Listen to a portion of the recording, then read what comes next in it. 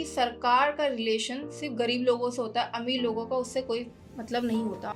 और आप कह रहे हो कि आप चैरिटी लेना ही अमीर लोगों से चाहते हो, तो वहाँ तक आप अपनी बात कैसे पहुँचाओगे? लाइक मैं अमीर हूँ, ठीक है, मुझे क्या फ़र्क पड़ता है कि किसी ने खाना खाया नहीं खाया, मेरा धंधा चल रहा है, मुझे क्या फ़र्क पड़ेगा? मुझे कैसे पता चलेगा आप कोई मुहिम चला रहे हो?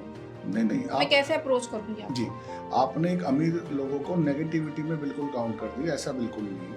अगर ठीक है। देश में 150 करोड़ लोगों में से केवल 6.5 या पौने 7 करोड़ लोग हैं जो टैक्स पे करते हैं, इनकम टैक्स। इतना कम आंकड़ा है। जी। तो उन टैक्स के पैसे से देश चलता है, देश को ट्रांसपोर्ट की ज़रूरत है, देश को रेलवे की ज़रूरत है, देश को मेट्रोज़ की ज़रूरत है, देश को फ्लाईओवर्स की ज़रूरत है, देश को हॉस्पिटल्स की ज़रूरत है, स्कूल, कॉलेज, एयरपोर्ट्स की ज़रूरत है, जी। देश को रेलवेज़ की ज़रूरत है, देश को टॉयलेट्स की ज़रूरत है, देश को बिजली पानी के बिल की है। तो आप खाली अमीर को ये काउंटर कर देना कि वो किसी चीज़ को नहीं करेगा, तो ये ठीक नहीं है। अब आपने एक सवाल किया कि हम किसी रिच पीपल को अप्रोच कैसे करेंगे? हुँ।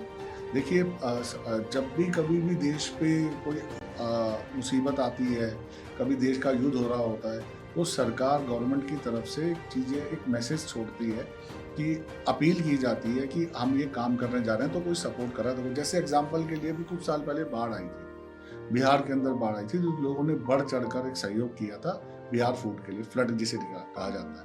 जी। तो इसी तरीके से जब दिल्ली के जो रिच लोग हैं, उनके पास उनके घर में पोछा कौन लगा रहा है, उनके ड्राइवर कौन से हैं, उनके बच्चे को ट्यूशन कौन छोड़ के आ रहा है, उनके बच्चों कौन जो जिस रेस्टोरेंट में जा रहे हैं उनका फूड कौन सर्व कर रहा है, वो शादियां कर रहे हैं तो उनके लिए अरेंज कौन कर रहा है।